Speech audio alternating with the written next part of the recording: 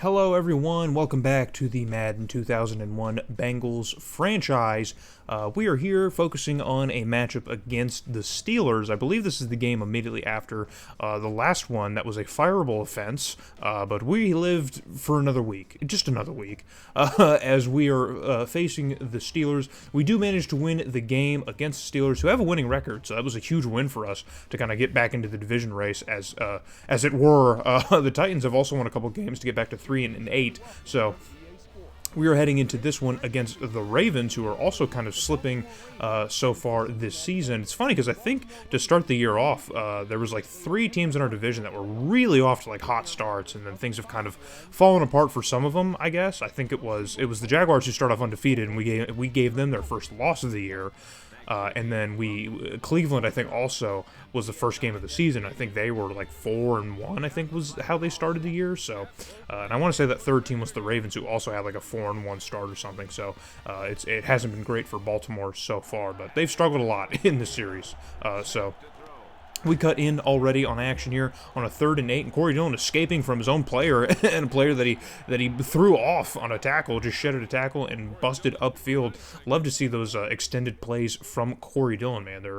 They're always fun to watch. I mean, he's now the almost $5 million man, so I'd love to see a lot of production like that on every single play, preferably. It looks like Peter Warrick got right up in his face, man. It was right in his way. He was trying to shove him off. Said, "Dude, get out of here. Get away from me. I'm trying to make things happen." So 1st and 10 now for the Bengals, deep in Raven territory. Achilles Smith, a very clean pocket to find a very clean and wide open Sharper downfield.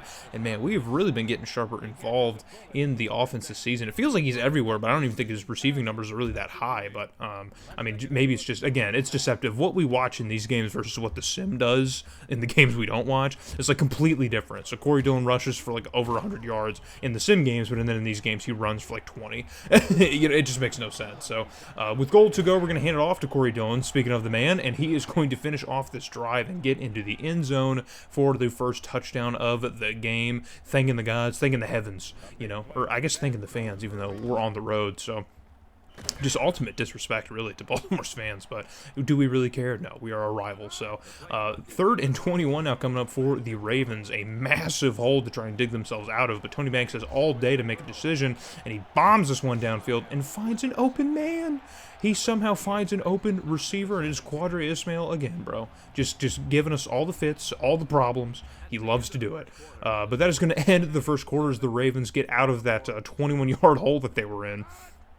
And now they are facing another 3rd and 8 coming out of the intermission here. And Tony Banks rockets this one across the middle, I think to Ismail again, who catches it, but I mean, doesn't get much on it. So 4th and 6 are going to bring out Stover and the kicking unit to try and answer back to our touchdown.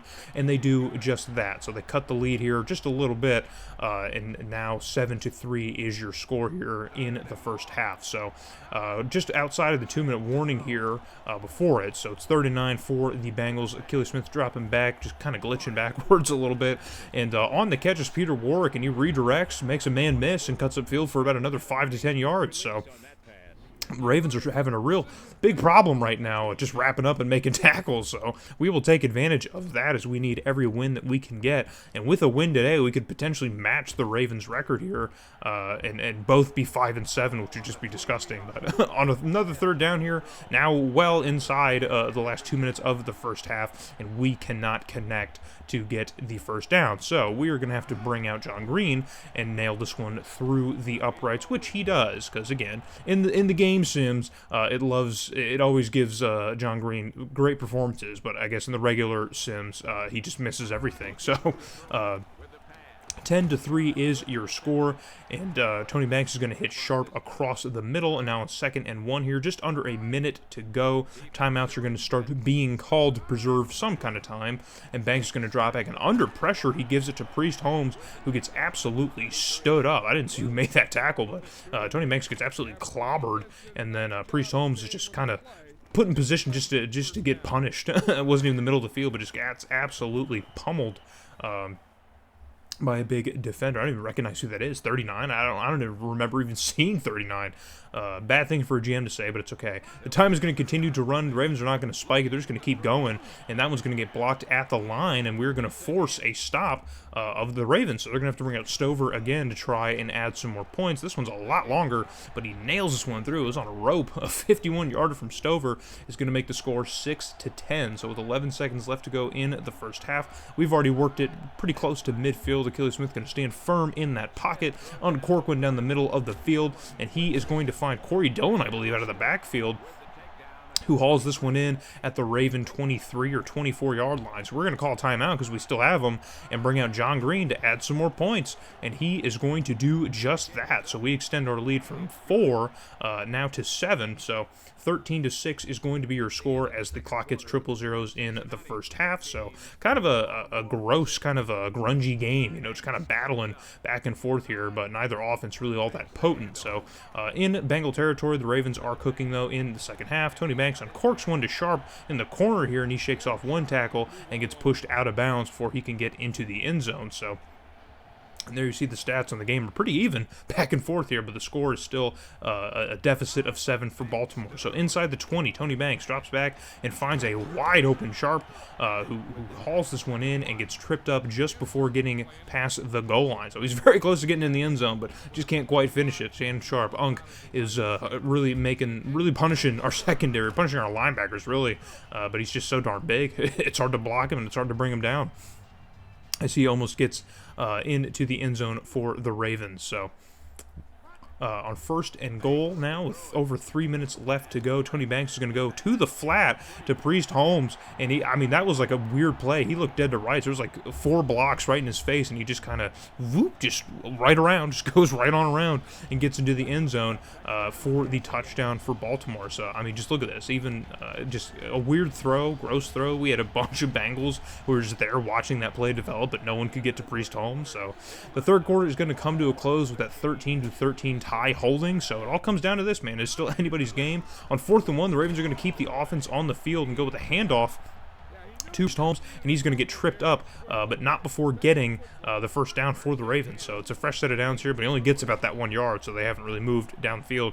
Tony Banks just keeps backing up further and further before getting this one to Shannon Sharp, who has to come back to catch it, but still it manages to get upfield about another yard or so to get the first down. So the Ravens are going to continue moving on offense. And just an amazing throw. I wonder if Shannon Sharp ever even made a catch like that. You know what I mean? Like, do you think he's ever made like a one-armed grab? Someone will have to go back through all of his interview clips to see if he's ever talked about that. So on 1st and 10, it's going to be a throw to the fullback out of the flat, and he gets brought down at the marker, but they're going to give him enough to say that he was past the first down. I don't know about that. I will dispute that. I'm not going to throw a challenge flag, but, I'm just, between you and me, we're going to dispute that, because I don't know if he did. But on 3rd and 3 now, inside the 10-yard line, they're going to go with a handoff to the fullback again, and he's going to get close to the marker as time is now expiring. And the Ravens basically just playing keep away now, going to try and burn as much time as possible, because they can essentially walk us off now if they want to, which seems to be what they're going to do. And our defense comes up big with a huge goal line stand, and I think we're going to blow our first timeout to try and preserve some time, as the Ravens were burning their own timeout. So I think the timeout count now, I think we have 2, and the Ravens have 1, which is weird. Weird time management for the Ravens. I think they were just kind of worried about making sure they could get their kicker on the field to knock home a field goal. So 16-13 is your score here. We have 16 seconds to get downfield. Achilles Smith drops back and cooks something up, uncorks one across the middle to the defense, and that is essentially going to do it. So Baltimore's free safety is going to make the game-sealing interception here and is going to end our game. And just, oh man, another game in which we led for a majority of it here. We were leading at half, and we were tied going into the 4th quarter, and our offense just couldn't do anything with the last 5 minutes of the game, and that is just going to do it for us. So even the stat-wise, Baltimore just kind of outplayed us in most respects here. 3rd down percentage is actually in our favor.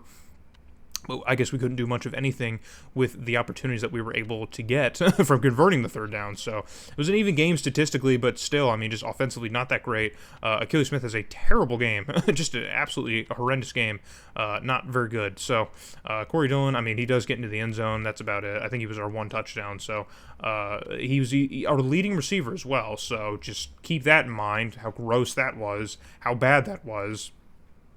Just bad all around, man. But that is essentially going to do it for this video here. As we lose to the Ravens and slip to 4-8. So now the best we can do is 500 on the season, which I don't think is going to happen. But we did sim through the last few games, so this is the last game of the season as against the Seahawks. We'll get into what the record is and updates and stuff in the next video. So hope to see you guys there.